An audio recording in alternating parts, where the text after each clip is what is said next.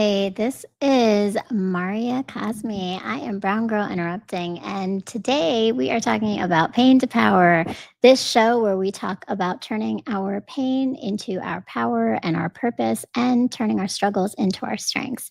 This show is brought to you on the iRant Network, and I'm very excited for that. I want to first say Happy Father's Day to all the fathers out there, to my producer, Logic, Mr. M, as well as my guest today, who you're going to be introduced to in a few moments, Jean Frances, and to all the dads out there who are fathering in all the different ways that they are and guiding and supporting so many children. So I am really appreciative of that. And I just want to say a salute and a shout out to all of you. I also want to take a moment because right now we are in a place in our country where humanity is being forgotten, and we're treating a lot of people on hierarchy of worth. Particularly, we're looking at our immigrants with that, right? And there's just so much violence, so much fear, so much uncertainty. And I know that, like me, I'm sure a lot of our hearts are breaking looking at everything we see on the news. But at the same time, I will say that there is also a lot of camaraderie and collective effort to stand up and speak up for one another. And it makes me realize that we are trying to do what we can in the influence that we have. So I say all this because this show was really created from that belief. This space for me has been a place where stories are more than words. There are tools for resistance and healing and deep transformation. So when I created Pain to Power, my goal was to truly think about this idea of critical race theory and counter storytelling. And when we think about critical race theory, counter storytelling is that the idea is that we often look at the dominant narratives. And so we want to interrupt that by focusing on not the dominant narratives that are distorting our lived experiences, particularly of people of color, and they limit the information that we have of everyone else, and really focusing on how do we reclaim those stories by hearing the truth, the humanity, and knowing and understanding who everybody is. So my show is this offering. It's a chance to make a space for the lived realities and the complex identities that we all hold in the beauty of resilience. And I'm really excited because my guest today embodies all of this. He is someone who lives his truth as a son of immigrants, an artist, an educator, a curator of diasporic stories through sound and movement, the founder of Black Atlantic, and the creator of Across the Diaspora. Please welcome Jean Frances Varré. Hi, how are you? I'm good. How you doing? I'm really good. I really appreciate you being here. Happy Father's Day. Thank you. Thank you. Thank you. Thank you. Just came back from a nice afternoon with my daughter, so I'm feeling the love. You're in a good space. That's a good Yeah. thing. That's a good thing right now, right? Like feeling the love is important, I think, for all of us. Uh, And I know that we started. I opened up with something a little heavier than I usually open up with, but I think that's where we are right now. And I appreciate it because I think the stories that we're going to come from this conversation are going to start to provide some of those perspectives that oftentimes many people don't have, and we miss humanity in not understanding the stories behind individuals' experiences. yeah, absolutely. We are our stories to begin with. So Absolutely. And you are a storyteller. So we are going to be talking about that. But I first want to ask, usually when everybody comes on the show, I always ask how you interpret and think about turning pain into power. What does that mean for you? uh I mean I look at that as a almost holistic human thing because regardless of where people are in their lives, class-wise or otherwise, geographically, there's always going to be some pain in the human condition. Unfortunately, it's very unbalanced. But no matter what, we've seen that, even the people we see as the most blessed will have their own pains, their own anxieties, So, from a musical point of view, my favorite interpretation is the blues, even though I'm attached to all types of music. But that kind of transmutation is, in one form or another, is what humanity's been doing and what has kept us here. Because I think that's our strength. We're pretty frail otherwise compared to other life forms. You know what I mean? Yeah. So Yeah. I really think that that ability to transmute pain into something constructive, not always, as we've seen, we're barely hanging on because we tend to go the other way, but we've had just enough of a balance, I think, throughout all of humanity to be able to make that kind of change that creates something out of our challenges. And because we're frail, yeah, we go through a lot of pain. We do. We go through a lot of pain, and it is Yeah. inevitable and it's gonna happen, but I love that connection you just made to music and Mhm. that transmutation of music to really be a channel for that pain, which we've talked about in the show, but I don't think anybody's ever brought that up in terms of this connection, right? So I Yeah. appreciate that. And that's a lot of your story. So I mean, I'd love to hear a little bit more of like, let's go back to your roots, right? I introduced the show. I did say you are a son of immigrants, but tell me a little bit about your background, just, where your family is from and your own experiences of what that's meant for you. So my family is originally from Senegal and Cape Verde. And for those of you who are familiar with Senegalese people, I don't look like very much like a Senegalese person. So even within Senegal, I'm from a mixed family. Um, and then my parents came as immigrants. First, my dad uh, to Los Angeles in 1967, and then he was followed by my mom. And this was at the beginning of the independence movements in, well, actually, second wave of the independence movements of Africa, sub-Saharan Africa.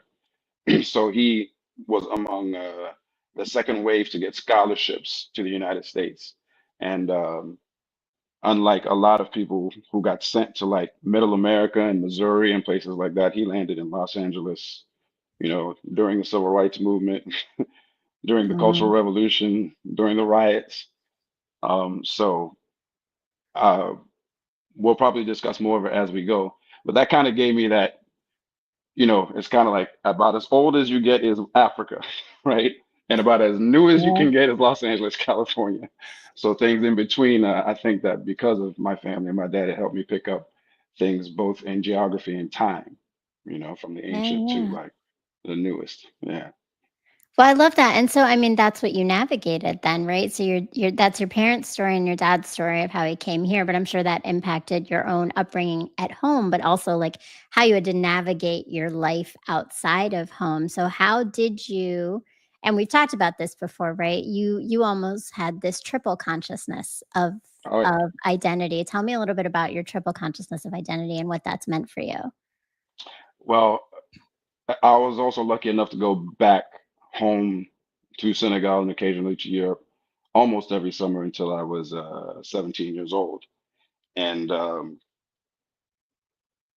in the US, because of my name, also my name being Jean Frances, and growing up in the US and bouncing between private schools my parents could afford it so that I could speak French, and then going to public school when they couldn't.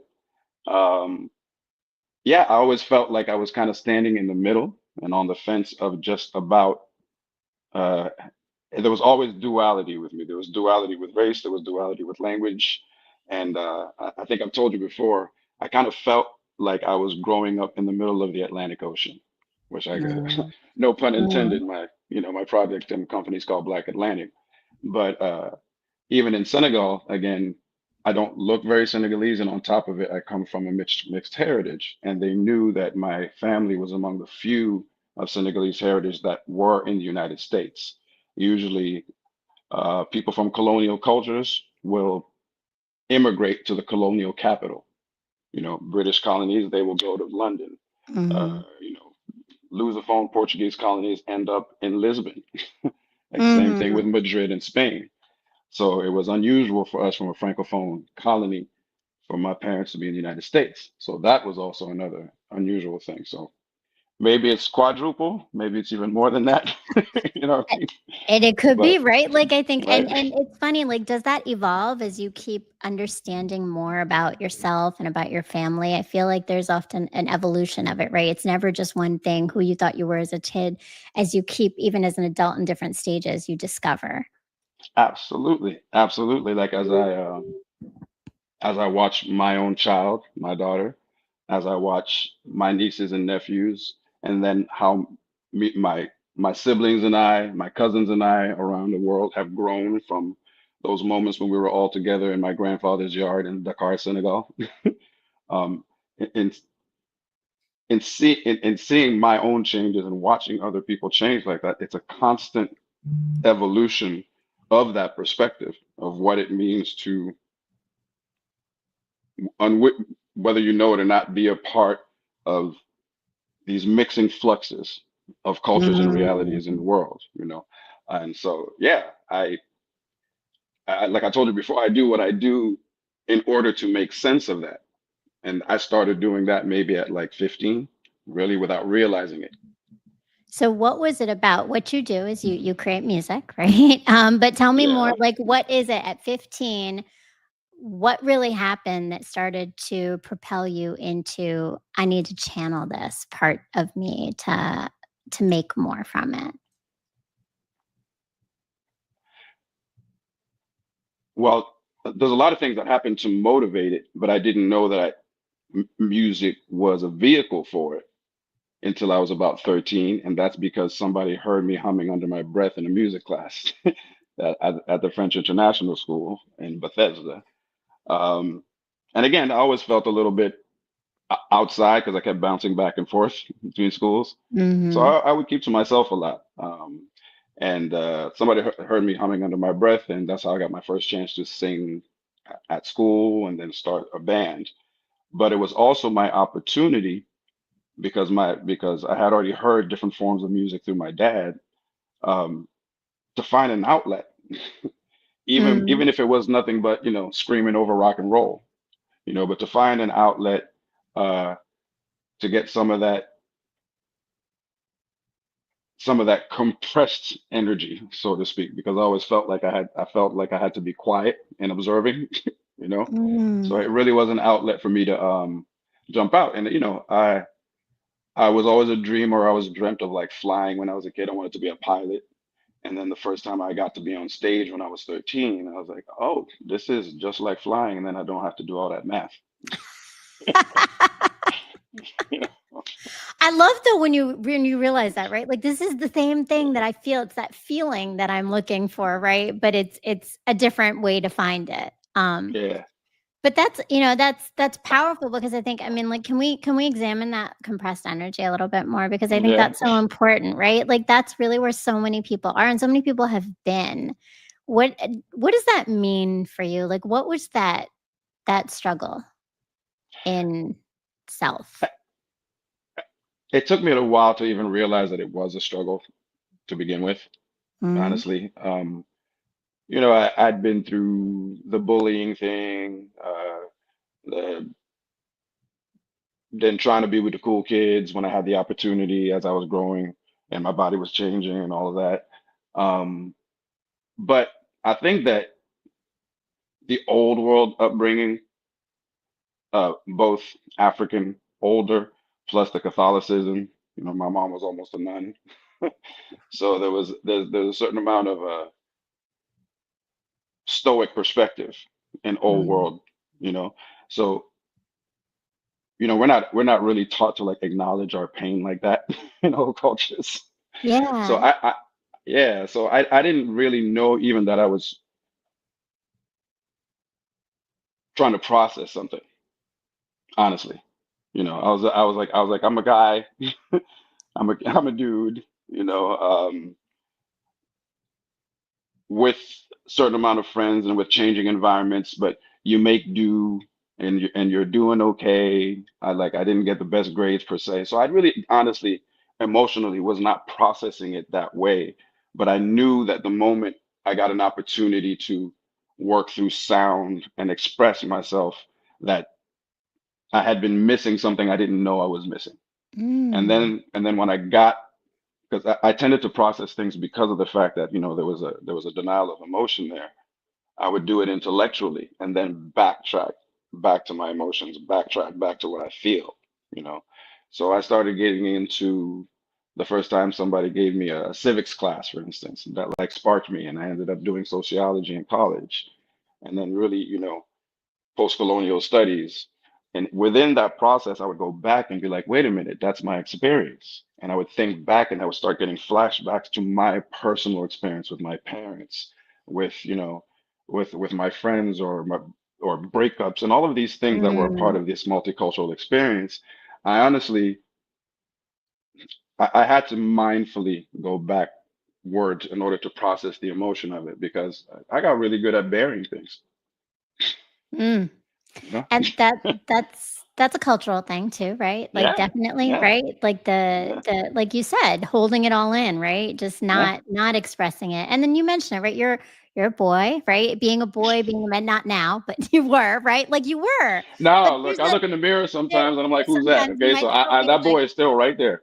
that and that that's the truth too, right? Like that girl Yeah. is still there too, right? That's part of this too, I think. But there's um that expectation that you have to break sometimes, right? And there's a Hmm. lot of there's stigma breaking, status quo breaking, right? But also like some vulnerability involved in this process. So how'd you Yeah. work through some of that to even give yourself permission? Um, uh, there was another element outside of, the more intellectual side of it where I had to backtrack. Well, where there was no backtracking, was with the women I dated. That was an acceleration. That was fast track emotional growth. Let's put it that way. That's how it So works, yeah, right? no, honestly, that's the first time you get that mirror. It's like, whoa, Yeah. oh, not this is how I appear and this is how I act.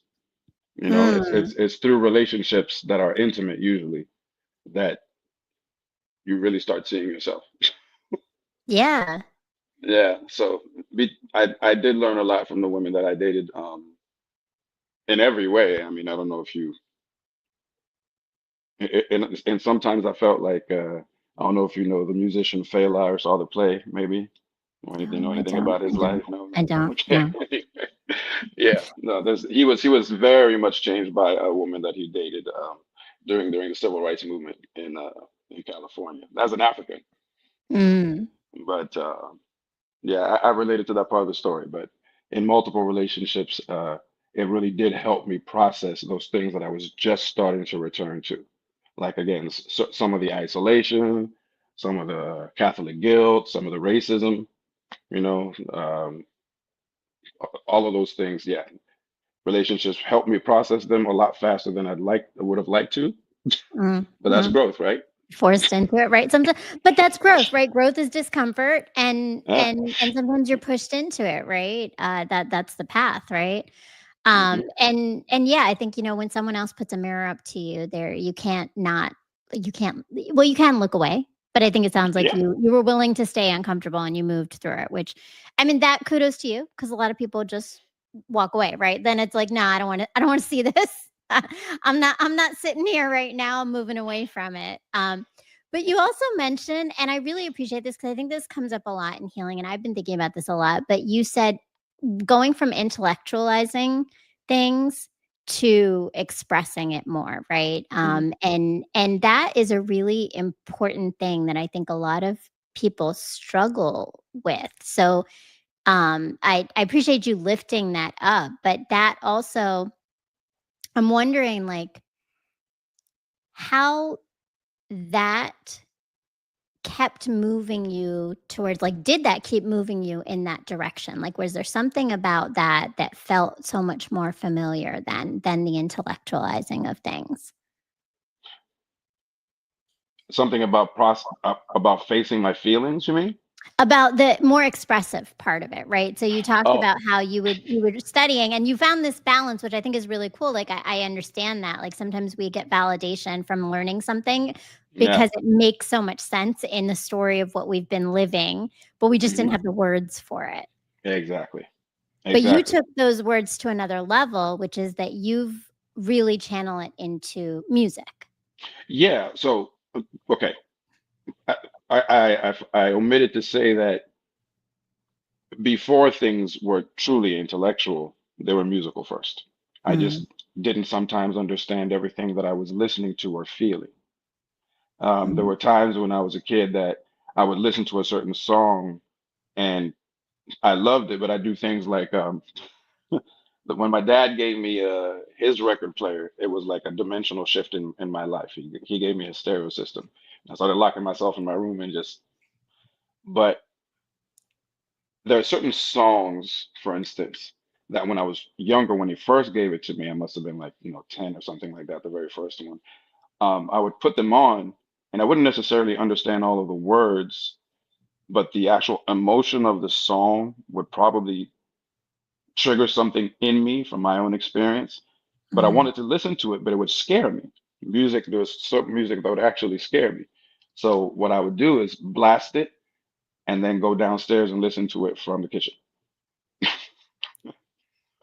So I know it's a weird behavior, but in all seriousness, as I heard those songs later when I was growing up, I could pinpoint exactly the emotion that the song was transmitting and how it related to me, like isolation, anger, Mm. and things like that. So Yeah, yeah. there was that emotional connection first that I didn't know how to process.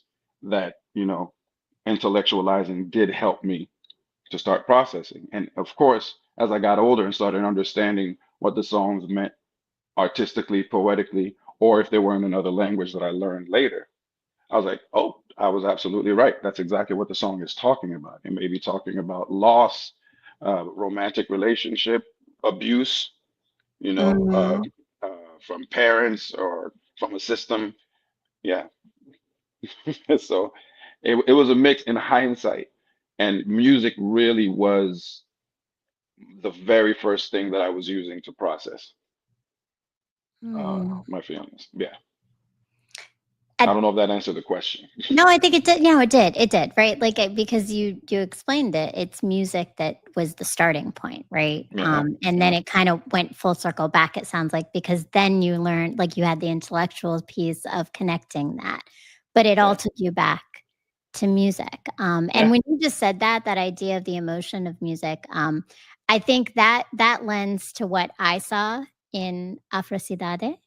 Um, Afro-Sidaji. the Yeah. Didache, thank you. Afrosidache that you created, which is tell us about this musical performance that you produced and directed and performed in. But I feel that you're a lot of in the audience of being in the audience of that, that you could feel the emotion that was trying to be brought into the space, right? And how did all of this that you've been grappling with and thinking about between the intellectual and the musical lead you to now becoming the storyteller? Mm. So yeah, you're right. Afro-Sidaji is the culmination of of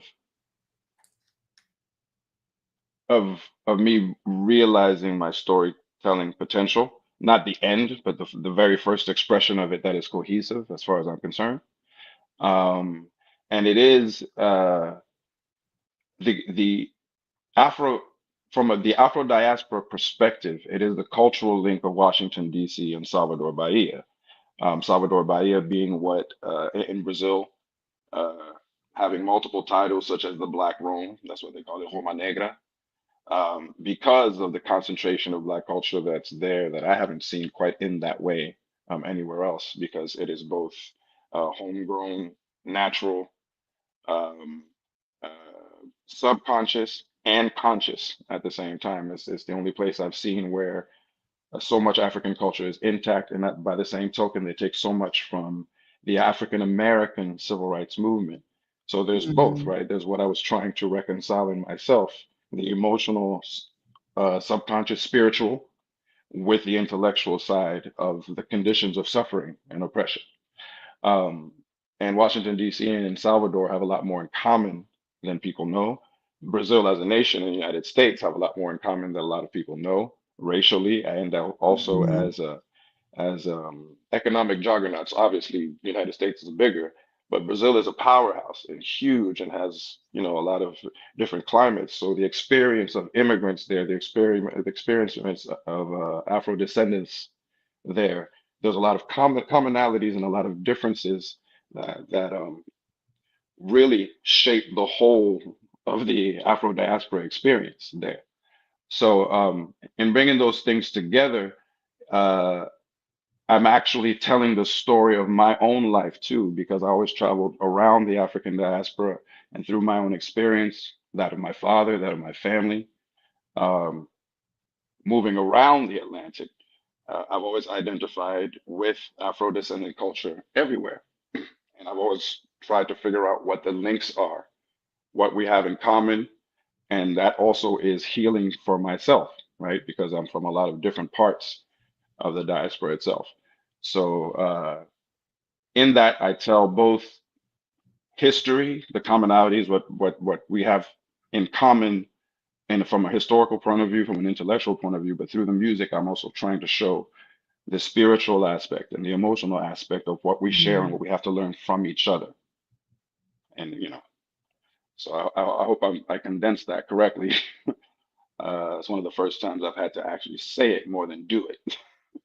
Um, Oh, yeah, yeah. No, I mean, but I think there's a lot of layers there, and you put it all out there, and Phil Montaigne says, "I love that." Definitely.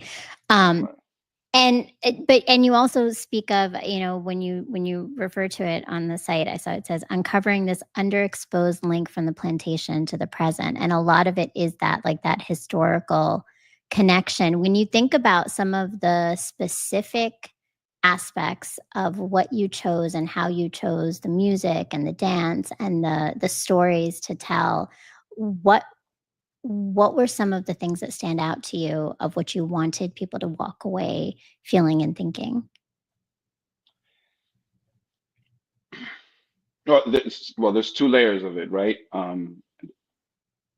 In Black Atlantic's mission, uh, there is the education and the unifying of the diaspora itself, but that becomes an archetype, a model for all of humanity as a whole. Um, okay, before I keep on going down this rabbit hole, let me make sure. Give me that question one more time. So what do you want people to walk away with when you Yeah. create Okay. these So, experiences? so as I was saying, there's two layers. There's one is to benefit, obviously, the sense of self, sense of pride and humanity of the diaspora. But through that, it actually teaches a lesson to all of humanity when it comes to uh, self-sufficiency, pride, um, having a sense of identity that is not um, infiltrated by someone else's agenda. Mhm. Um, a healing, bottom line, basically, because both sides have to heal. As if we really know critical race theory, and if we get to the intellectual side, bell hooks is one of my favorites, and there's no way in an oppressor and an oppressor relationship that both sides don't come out unscathed. Right. So through this work, it's primarily for the diaspora, but I really believe that all of humanity can find healing through it, through the lessons, through the self-forgiveness that we have to do for ourselves as people of African descent, for the things that we've done to ourselves as a result of the abuse, because trauma begets trauma, um, let alone what's been done to us, you know. Um, Mhm. so through all of that, and through reclaiming strength and identity through our music, because our music is our history. That's one of the other things that's in the mission of Black Atlantic, is to validate oral traditions. We're in a time right now where oral traditions are gaining in their value, and I've been Mhm. pushing oral traditions, for quite a while now. But they are our repository. All of our history is within our oral traditions. I hate to make reference to like Ryan Coogler, but that's one of the things that the movie Sinners was pushing that I was Mhm. really excited about. All of our history, our spirituality, our libraries are there. And going back to that and using that as a tool for healing, for strengthening, um, for unifying, um, that's really what I'm trying to convey. I'm trying to convey the humanity of the diaspora, and through that, to embolden human intention, humanistic intention in general.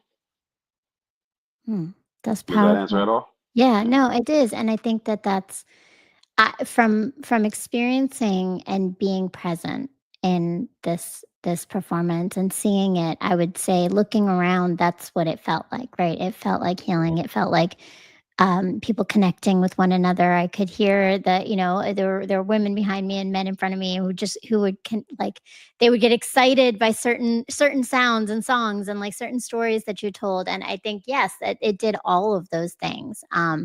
And that is so powerful.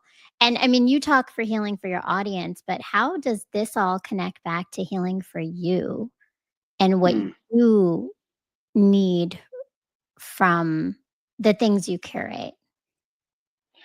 Uh, I mean, as you can tell, the stories I'm telling, even though they're global in their geographic nature, they really, really are very, very personal to me.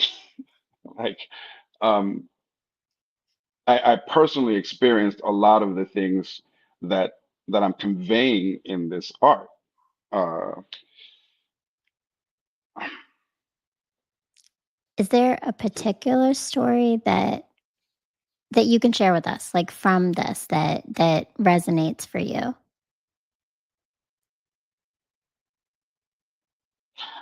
okay, so one of the things that I described in the show was the Bloco Afro, the African um, percussion troupe and social outreach group Mhm, Ileaye.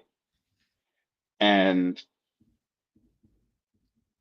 even though they've had their issues with regards to money management and things like that, what they managed to symbolize starting in the mid 70s has such a deep emotional resonance for both people of African descent and women of African descent. Um, so it's an outreach group, and it was the very first in Brazil to say no. Um, People of dark skin are not going to be excluded from carnival, even though carnival's rhythms and music and everything about it came from them. mhm, No, our women are not going to be objectified with fruits, on their heads, and et cetera, et cetera. It was a matter of identity, pride, love, all of those things. And with a consciousness of acknowledging everything else about the diaspora outside of them. So there was this mix of personal rebalancing, of personal embalming of scars, um, while at the same time connecting to the larger world, while at the same time uplifting mm, Black women. It, mm, it, it was such a holistic uh, and almost subconscious movement. I mean, I described it in the show, but the amount of tears that you see when they come down the street, and they come from far, they come from the ghetto, while every other troop comes from downtown because they have the privilege to do so. So they have to trek along a lot of miles and just to get downtown in Salvador. Um,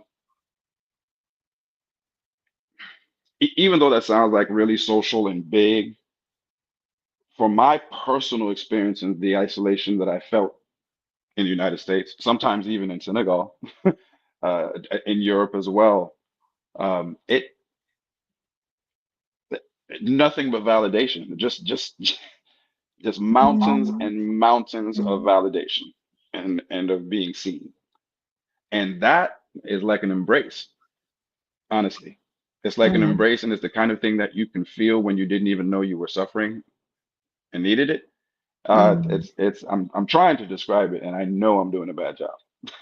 No, I think no, I think you're doing it. You're like it's an emotional thing. Like I can hear Yeah. it right in your voice is that there's an emotional connection to it, and there's so many layers that you elevated in the social movement, but also that personal link for you. And even within the social movement, so many different pieces of that, right? The internal within Brazil social movements, but that connection back to the diaspora, right? And that seems to be the theme of so much of everything, right, for you. But you did you're feeling this. I can hear it in your voice, right? You're feeling it. And I want to know because I think again, like going back to right now, just where we are in the world and how being an immigrant is such a complex thing, right? Being a part of immigrant, whether it's you or your family, like you still have these ties and lineage. And you talk about how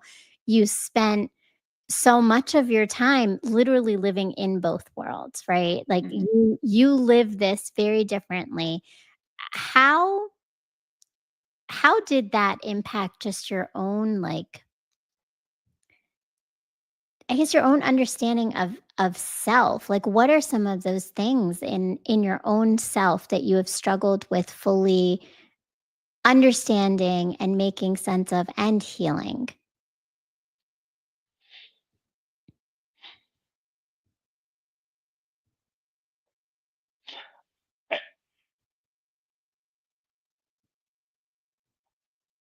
Outside of the things that are very individual that people can go through, it mostly comes right back down, especially for us, immigrants or children of immigrants. It always seems to come back down to like race and religion Mm. in one form or another that tends to affect us um, with duality. Like, for instance, brown skinned people, when they come to the United States, when they first come, their parents don't even know what race is usually to a certain degree, at least Right. not the way Americans see it, you Yeah. know? Um,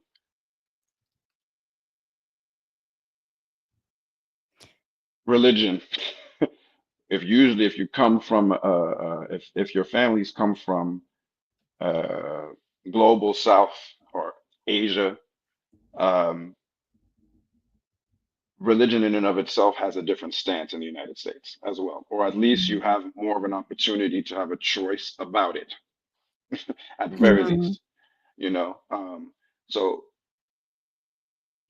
I think a lot of the pains, no matter how individual they are in our personal experience as a little girl, a little boy, uh, be you the stereotypical representation of your ethnicity or the kind that can pass, or either way, those there's something about those two aspects that affect you directly, that affect the way your parents treat you, that affect the way you respond to your parents. Um, and of course, there's the duality of what you are living in your household and what you are living outside of your house is doubly different because it's so different from the people that are there in the outside world for you as a child. So no matter what, that aspect of race, religion, and ethnicity, especially again for immigrants or first generation Americans, tends to have an even bigger role. So, outside of the fact that I tend to lean towards those things naturally, you know, um, they really on a personal level do affect abuse, our concept of abuse, even Mhm. our concept of fairness, um, and our concept of isolation. Very Mm. much so. Yeah. Yeah, and I Uh, mean, that's powerful, and I think what you said is important in those are those big keys the key pieces, right? mhm. And that concept of isolation, like for you, and I see Adila Bassi. Welcome, Adila. Hey, I Dilla. love it. Adila, a good friend of ours. Yes, So indeed. true. Absolutely, Yeah. right? We wouldn't know each other without her. I definitely not, right? Adila is the glue. That's Um, right. and um, but So, you mentioned, what up, guys? Yes. You mentioned like we talked about race, but you also talked about how your dad came here to this country at a very different time. And I'm wondering, did that have an impact in his understanding of race in a different way than maybe for some other immigrant families? Like, do you feel that there was a different experience that even isolated you? Because you talk about isolation a lot. Is that isolation? Oh, that's okay. I think, but that's the truth. It That's is the true. truth. I Absolutely. think that's a real truth, right? Like, and I appreciate the honesty in that because not a lot of I'm just people noticing how recognize often I that. use the word myself. Go ahead. But and I'm listening to you intently, trying to to understand like what's our conversation here. So yeah, isolation, but within that, like, did that isolate you further, even with other children of immigrants? Oh yeah. Oh yeah. Good question. That nice one, actually. Yeah, you dug to some interesting places. Um, so my dad was unusual to begin with, even in Senegal. He was more, again, American culture was affecting the entire world, obviously, in the middle of the Mm, 20th century. mm, But still, Senegal was a francophone culture. So even though America was affecting them, Senegalese weren't kids weren't speaking English. They were speaking French, and they were seeing translated movies of everything from John Wayne to, later the movies of the 70s. So my dad was interested in American culture even before he came. So he was into like everything from early Motown, definitely Ray Charles, uh, John Wayne, Elvis, Fats Domino, Chuck Berry. Oh, he was a Chuck Berry nut. Jazz. He loved those things mhm, even before he came to the U.S., which is what drew him to the U.S. actually. And so most went to Europe. Um, and then the fact that he ended up in L.A., we're talking about during the riots. He used to sit and have lunch with Kareem Abdul-Jabbar. Learned about the Black Panthers there while at mhm, the same time rooming with a Jewish total hippie. Like flower power, the whole thing. So that made him very different from the immigrants who came, right? And mhm, my awareness of, say, the psychedelic rock movement, things like that were not that common among African immigrants. So already there was that difference. There was a difference that, again, I don't look very Senegalese. Senegalese people tend to be very dark, for starters, right? mhm. So people tend to think that I'm like, hey, oh, and my name, I have a Christian name and not a Muslim one. So there was there was a lot of factors that kind of set me apart, no matter where I was you Yeah. know. So even among African immigrants here in the United States, they'd be like, "Well, you're kind of different, man." You know, they're like they're Mm, like you're sitting there dancing, some Congolese sukus with us. Okay, we can see you, but you move different, you kind of act different still. So there was always something a little bit different, straddling the fence about me because of that side of my experience. Um, so yeah, there's multiple layers that come down to the personal, to the right. individual. Yeah. But it starts with that. You got mixed races. My father is three-fourths black. His father was half white. My great grandfather was 100% white colonist. I mean, like Livingston hat, Mm, monocle, blonde mustache like this. You know what I mm, mean? So, mhm. um, yeah, I hope I'm answering the question, but yes, I was different from other first generation African Americans for sure, both in the United States and in Senegal and in But Africa, that period. And that's important though, because I mean, obviously that's part of your story. So I often talk about this idea of socialization and how we're not born into a blank slate, right? Like we don't have a blank slate, but in fact, actually, we are born into the stories that already exist of our families, right? Already have these narratives. And again, your dad's story created something that became then this distinction of even your experience as a son of immigrants, as coming from Senegal, and here, like you weren't like all the other kids that would have the same story, right? And that goes Hmm. back to no one's a monolith, right? That's right. You That's know, right. no experience is monolithic. And if I can add, I'm sorry Yeah, to cut you off. If I can add, no. there's a lot more uh, first generation immigrants like me now. At my age, basically, in the early '80s, there were not a lot of African immigrants like me and my parents. So just wanted to emphasize that.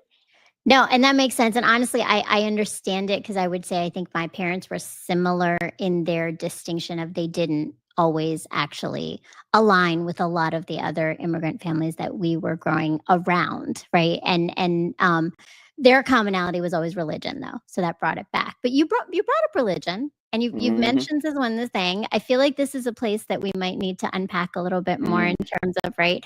Hmm. Senegal is mostly a Muslim country, right? So Hmm. how did that being, what were some of those challenges and pains within your experience of religion and identity? Well, one so before I get into the pains, one of the best things about Senegal is that it is actually one of the most religiously tolerant countries on the planet. There's never been a religious war in Senegal, even though Yeah. there is a sizable Christian population. Um, the majority of the Muslims in Senegal are Sufi. Now, Sufism takes on a lot of different forms depending on where it is Mm. around the Muslim world. Um, but that does help to soften anything that's, let's say Sharia leaning. Uh, So for our audience who might not know what Sufism, I know what Sufism is, but for our oh, audience, sorry, can you break I that should down a explain. little bit more? Yeah, When yeah. you say Sufi, what are you referring to? How's that distinction from Sunni and Shias? Okay, so okay, within Orthodox aspects and delineations of Islam, the top two are Sunni and Shia.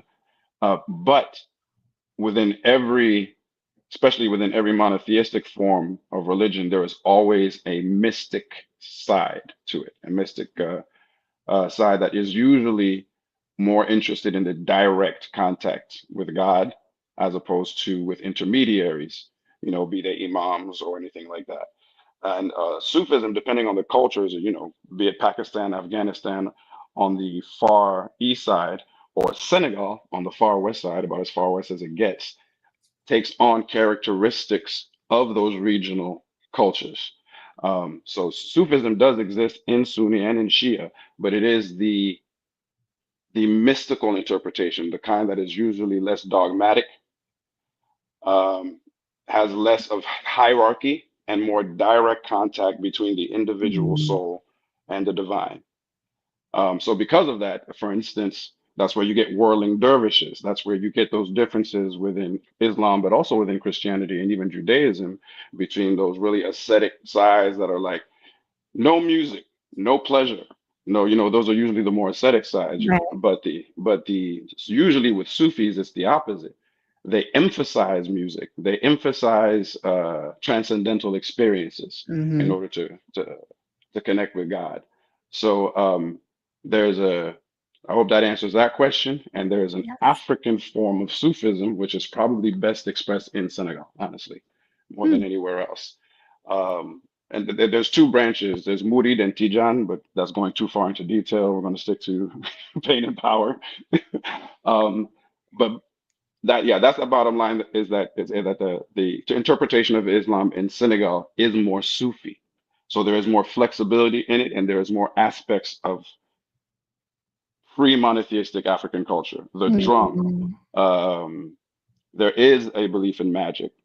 There is a flexibility and more of an acceptance of other people's cultures and religions as a result. So it is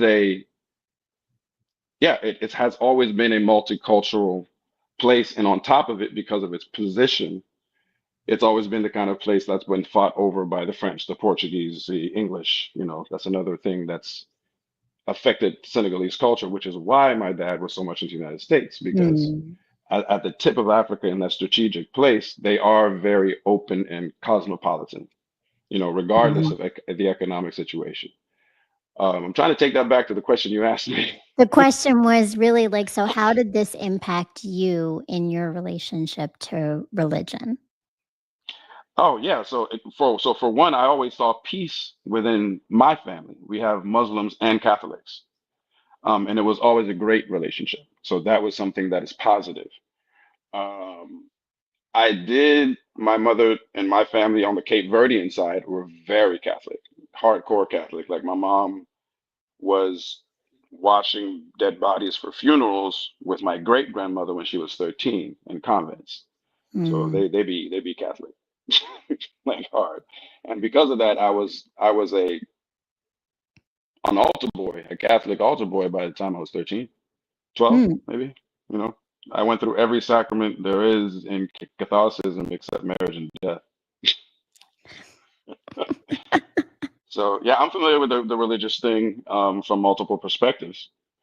But I think that was a blessing actually. Like there were parts of it, of course, that were oppressive. There were parts of it where I would end up in environments within the church where some people were friendly, some I could tell were looking at me and treating me, from a superior point of view, sometimes even with disgust. There were some racist environments. There were some times where they were very rare where some people of a Muslim background would kind of scoff at me in Senegal for behaving in a way that I wasn't taught to behave. Mm, But those differences, the differences between religions were not as much of an issue for me as dogma in a religion. That is what I find can be oppressive. Can be physically abusive, can be gaslighting, can be, and I'm a lover of the divine, but yeah, I stick more with the way Sufis tend to see things. mm. And that's a whole nother conversation, right? That we could probably go down the rabbit hole in terms Oh of, yeah. right? Like, because that's, I hear you on that. I think dogma of religion often can, it can limit us in our experience of what spirituality can be, right? And faith and spirituality sometimes don't always align the same way sometimes, right, with religion. Uh, but and I appreciate it, Logic. I love it. You're doing such an amazing job of putting up some of Yeah, these those great images are images awesome. for us to Good connect Lord. with. That is for sure, Mr. M behind the scenes. So, it is Men's Mental Health Awareness Month also. And we've had some, we've started to touch on a lot of this, but I just want to know, right, as a Black man, right, living in America, which you are, right, like this has been your experience. How have you learned to hold space for your own healing? Because a lot of this, it sounds like, is part of that. But outside of even creating things for others, how do you hold space for yourself?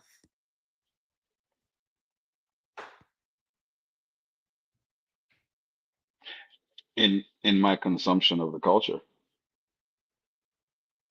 I So think. tell me more. Um, and when I say in my consumption of the culture, I don't consume all of Black culture. I have my preferences within it. But when it comes to dealing with the realities of being a Black man in America, in the West, honestly, uh, it's through the art where I get my comfort, where I get my solace. Obviously, it's within community. Um, within all aspects of the art, Adela. So, um, yeah, so I would say that no, really, in in dealing with all the troubles, the anxieties, the challenges, the pains that come with being a Black man in the U.S., it's through community and the art. And honestly, that's what it's always been. It didn't used to be called the art. It just used to be what it was. It was what Black people did whenever they could get a second away from the master. It ended up being this type of behavior and the type of communing that I'm talking about. And I found it in African American music. I found it in Cuban music. I found it in all the musics of the diaspora. There's always that aspect that is subconscious, ancestral, um, where you can find home, where you can find validation, where you can lay down your arms. Because to be in this society is to be armed, is to be armored and holding Mhm. up your arms, not necessarily, for destruction, but self-defense, Right. emotional or otherwise. And it's Mhm. only within those environments where you can feel that relationship. And it's not to say that you can't feel safe with people of other races. That's not what I'm saying. But that instant validation of your specific pain, that's it. It's in the communing and in the art and the music. Community and art. That's a beautiful thing. That's a beautiful thing. So thank you so much for your time. I want to know, what do you have coming up? What are some performances? Anything Oh, people yeah. need to follow? How do we stay in touch with you, and how do we keep seeing all the things you're creating? Okay. I have too many platforms. I promise I am consolidating. It's a lot of It's platforms. They're all down here at yeah. LinkedIn, just so you know, y'all. But yes, many, many, many different I platforms. want you to be aware that I know. Okay, this is part of what Black Atlantic is. It's an umbrella for the things that I do. So, I sometimes, I'm happy to say, I've started doing certain seminar type of classes in colleges and a few schools where I share this same type of information, but about the diaspora. Hmm. But my band Sahel, which is a band that does music of the diaspora, is performing. Oh my God, I should have the name of this. It's at the Wheaton Town Center on Friday, the 27th of September, 6:30 to 8 p.m. And also July 25th at the Creative Cauldron in Virginia. We're actually really excited about that show because we did Afro Sadaji there. And even though that focuses mostly on the relationship between Black Brazilian and Black Americans, Sahel is more of the entire diaspora as much as we can represent. And that's going to be at the Creative Cauldron on the 25th in Virginia on the 25th of July. Um, you can find all of my amalgamated activities on Black Atlantic, blkatlantic.com, Instagram /BLK Atlantic. Um, but I also have a rock group called Zanj, which I've never mentioned to you. But Oh, yeah, we have some shows that are supposed to be starting in September. okay. All right. So we'll be keeping an eye out, though, because this will all be under Black Atlantic. So if we look at Black Atlantic, if we're following you on Black Atlantic, we'll get all the information of the upcoming show. Yes, as well as the seminars that I do called Orphan Root of the Diaspora, which is about the clave. So in other words, the rhythmic keys that are found all over the African diaspora that are comparable to, say, the polyphonic keys of European music. But that's a whole other thing. But you can trace and find different cultures of the diaspora throughout the Atlantic just by following those rhythms. I love that. That's beautiful. Yeah. Thank you so much. Thank you for your time and Thank your you for story. This has been really, I mean, like, very informative and also healing. I appreciate your vulnerability and honesty in the space, because again, we're really trying to elevate all the stories, right, and connect each other on hearing the humanity in everybody's story and all the layers that come to it. So thank you so much for being here, for sharing. To all of you who are tuning in, whether you're looking at the rebroadcast or you're right now, make sure you hit the like button, subscribe, hit the bell. Um, Pain to Power is on Sundays at 8 p.m. Eastern Standard Time. Make sure that you're tuning in. Go and follow Jean Frances, and make sure that you are following me, Brown Girl Interrupting, and continuing to heal, to listen to stories, to listen to each other, to continue to build in community and be a part of that creative community space, so that we continue to all find our strength in our struggles. Thank you so much for tuning in. Thank you again, Sean. Thank you to Mr. M. Happy Father's Day again to all Happy the Father's Day to fathers. everybody. Thank you guys, by the way, Um, for having me. Thank you. No, it's been a pleasure. I really enjoyed it. Thanks, Adila, for tuning in. And Yeah. to everybody who is tuning in, thank you, Logic and friends. And have an amazing Thanks, evening, y'all. everyone.